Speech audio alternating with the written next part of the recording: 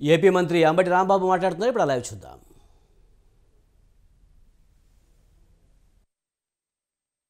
నమ్మనటువంటి పరిస్థితి ఉన్నది అనే విషయాన్ని మీరు గమనించండి.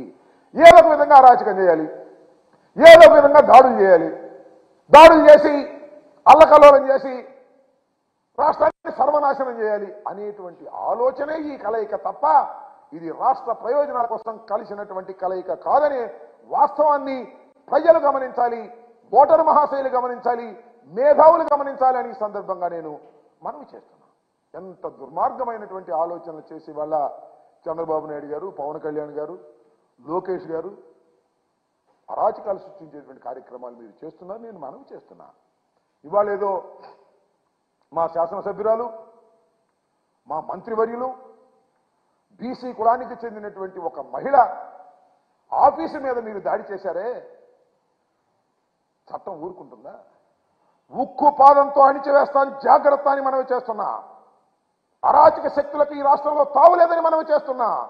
ఉక్కు పాదంతో అణిచివేస్తాం, మళ్ళా అరెస్టులు చేస్తారు, చట్ట ప్రకారం వారికి తగిన శిక్షలు వేసే విధంగా ప్రయత్నం చేస్తాం. దేనికి భయపడే ప్రశ్నే లేదు. ఈ రాష్ట్రంలో లా అండ్ ఆర్డర్ను కాపాడటానికి వైఎస్ఆర్ కాంగ్రెస్ పార్టీ సిద్ధంగా ఉంది. తప్పు చేస్తే చంద్రబాబు అయినా, లోకేష్ అయినా, పవన్ కళ్యాణ్ అయినా, నిన్న మొన్న రాళ్లేసిన వెధవలైనా వారిని అరాచకాలు చేసి వాళ్ళని అణిచిపారేస్తామని కూడా ఈ సందర్భంగా మనం చేస్తున్న ప్రభుత్వం ఉన్నదే అందుకు, చట్టాలు ఉన్నదే అందుకు. ఆ చట్టాలు తప్పనిసరిగా పనిచేస్తాయి. అరాచకాలు సృష్టించడానికి ప్రయత్నం చేసిన వారు, విడుదల రజనీ గారి ఆఫీసు మీద దాడులు చేసిన వారిని వదిలిపెడతామని అనుకో. మాకండి వాళ్ళ ఆఫీసు మీద దాడి చేసి ఇళ్ల మీద దాడి చేస్తారు, మా ఇళ్ల మీద దాడి చేస్తారు. వచ్చి మేము అక్కడే ఉండేది చూస్తూ ఊరుకోవాలి. మేమని అడుగుతా ఉన్నా. మేము రెచ్చగొడితే మా ఓటర్ మహాశైలు రెచ్చిపోయే పరిస్థితి లేదా అని అడుగుతా ఉన్నా. కానీ అది విధానం కాదనేటువంటి ఆలోచనతో మేము ముందుకు వెళ్తున్నాం. చట్టం తన పని తాను చేసుకుని ముందుకు వెళ్తుంది. పవన్ కళ్యాణ్ గారు కానీ, చంద్రబాబు నాయుడు గారు కానీ కలిసింది మీరేదో 4 సీట్లలో పోటీ చేయడానికి కలవండి తప్ప అరాచకాన్ని సృష్టించడానికి మీరు కలిస్తే మాత్రం ప్రజలు దీన్ని సహించరనే వాస్తవాన్ని మీరు కాస్త గమనించాలని మనవి చేస్తున్నా.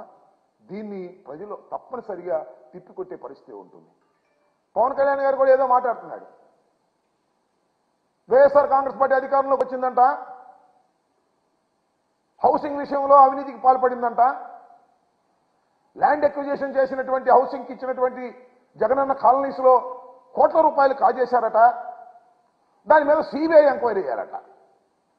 కళ్ళు వాళ్ళు తెలిసాడు పవన్ కళ్యాణ్ గారు. చంద్రబాబుతో కలిసిన తర్వాత ఆయన స్క్రిప్ట్ రాయటం, ఈయన సిబిఐ ఎంక్వైరీ చేయమంటాం. అసలు నేను అడుగుతానయ్యా పవన్ కళ్యాణ్ గారు, కాస్త ఆలోచించి చెప్పండి అయ్యా. మీ పార్ట్నర్ని అడుగు, పార్ట్నర్ మీన్స్ మీ దత్త తండ్రిని అడుగు. సిబిఐని వద్దని అడుగుతుందా నీకు? సిబిఐ రాష్ట్రంలోకి రావడానికి వీళ్ళదని తాళాలేస్తాడు. అలాంటి సిబిఐ మీద నీకు ప్రేమ కలిగింది. ఆయన అనలేడు సిబిఐ అంటే, ఎందుకంటే ఆయన అనలేడు కాబట్టి నీ చేత అనిపిస్తున్నాడు. రావణాసుడికి 10 తలకాయలు ఉన్నట్టు చంద్రబాబుకు నువ్వు ఒక తలకాయ. ఈ తలకాయ మాట్లాడుతున్నాడు. సిబిఐ ఎంక్వైరీ చేయాలి జగన్మోహన్ రెడ్డి గారి మీద, ఎంక్వైరీ చేయాలి, అవినీతి జరిగింది. సిబిఐ ఏంటి నాకు అర్థం కాలేదు. సెంట్రల్ గవర్నమెంట్ అథారిటీ అది. సెంట్రల్ గవర్నమెంట్ వారు వేస్తే వేస్తారు. అదే చంద్రబాబు నాయుడు గారు సెంట్రల్ గవర్నమెంట్ పంపించినటువంటి సిబిఐ రాష్ట్ర సరిహద్దుల్లోకి రావడానికి వీలు లేదని గగ్గోలు పెట్టి తాళాలు వేసినటువంటి చంద్రబాబు నాయుడు గారి ప్రభుత్వం అప్పుడు ఉంటే ఆ పార్టీతో నువ్వు జత కట్టి ఇవాళ ఈ పిచ్చి మాటలు మాట్లాడే పరిస్థితికి నువ్వు ఎందుకు దిగజారిపోయావో ఒకసారి ఆలోచించమని మనం చేస్తున్నాం. చంద్రబాబు నాయుడు గారి ప్రభుత్వం అధికారంలో ఉన్నప్పుడు నువ్వు అపోజిషన్లో ఉన్నట్టుగా నటించావు కదా. చివరిలో ఏ రోజైనా ఒక లెటర్ రాసావంటాయా ఇంత అవినీతి జరుగుతుందని మైకులో చెప్పడం తప్ప? చంద్రబాబు నాయుడు గారు అవినీతి చేశాడని చెప్పావు, లోకేష్ బాబు అవినీతి చేశాడని చెప్పావు, మంత్రివర్గ సభ్యులు అవినీతి చేశారని కేకలేశావు. ఆ రోజు కూడా విమర్శించావు, మర్చిపోయావు నువ్వు కలిసిన తర్వాత. ఆ రోజున ఎప్పుడైనా కేంద్ర ప్రభుత్వానికి లెటర్ రాశావా? రాయు. ఎందుకంటే ప్యాకేజ్ సిస్టమ్. ఆయన ప్యాకేజ్ ఇస్తాడు, నువ్వు మాట్లాడతావు. ఇవాళ కూడా నువ్వు ఆయన ప్యాకేజ్ ఇస్తేనో, ఆయన ఏదో ఇస్తేనో జగన్మోహన్ రెడ్డి గారి ప్రభుత్వం మీద సిబిఐ ఎంక్వైరీ చేయాలని లెటర్ రాసేటట్టి స్థాయికి దిగజారిపోయినటువంటి పరిస్థితిలో ఉన్నామనే విషయాన్ని ఈ సందర్భంగా నేను చెప్పదలుచుకున్నాను. మరొక విషయాన్ని చాలా స్పష్టంగా మరొకసారి రీట్రేట్ చేస్తున్నాను. ఈ జనసేన తెలుగుదేశం పార్టీ కలయిక 2 అరాచక శక్తుల కలయిక. ఈ కలయిక రాష్ట్రానికి ఆరోగ్యకరం కాదు. ఈ కలయిక ఈ రాష్ట్రాన్ని సర్వనాశనం చేయడానికి పనికొచ్చేదే. వీళ్ళు గెలిచేవాళ్ళు కాదు, చచ్చేవాళ్ళు కాదు.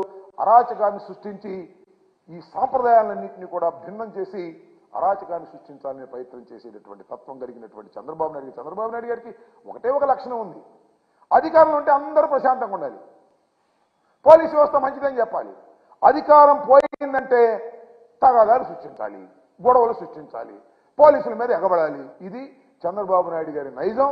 ఇది నేను చెప్పిన మాట కాదు, ఆయన తోడెల్లుడే పుస్తకంలో రాసినటువంటి సత్యాలు. మన ఎన్టీ రామారావు గారు కూడా అనేక సందర్భాల్లో పాపం ఆయన్ని దించేసిన తర్వాత చెప్పినటువంటి సందర్భాలు కూడా ఉన్నాయి. అవన్నీ చూసుకోమని మనవి చేస్తున్నా. కాబట్టి ఈ రాష్ట్రంలో అరాచకాలు సృష్టించడానికి ప్రయత్నం చేసేటటువంటి ఈ రాజకీయ శక్తుల్ని ప్రజలు గమనించాలని, ఎవరైతే అరాచకాలు సృష్టించడానికి ప్రయత్నం చేసి విడుదల రజనీ గారి ఆఫీస్ మీద దాడులు చేశారో ఖబర్దార్ చెప్తున్నాం, ఇలాంటి దాడులు చేసే వాళ్ళని చట్టం వదిలిపెట్టదు, ఉక్కు పాదంతో అణిచివేస్తాం, జాగ్రత్త అని ఈ సందర్భంగా మీ ద్వారా వారికి హెచ్చరిక చేస్తూ ఉన్నానని మనవి చేస్తున్నాను.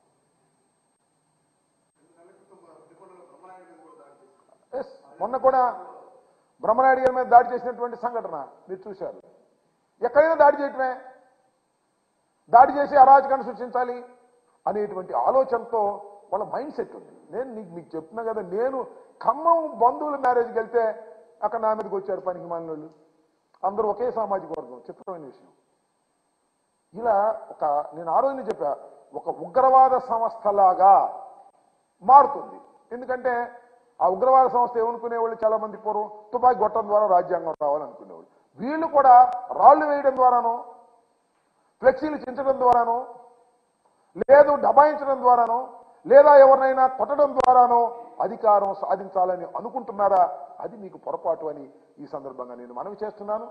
ఇలాంటి అరాచక శక్తుల్ని ప్రజాస్వామ్యంలో రాష్ట్ర ప్రజలే కాదు, దేశ ప్రజలు కూడా సహించలేనటువంటి వాస్తవాలను గమనించాలని కూడా ఈ సందర్భంగా మీ ద్వారా రాష్ట్ర ప్రజానీకానికి చెప్పదలుచుకున్నాను.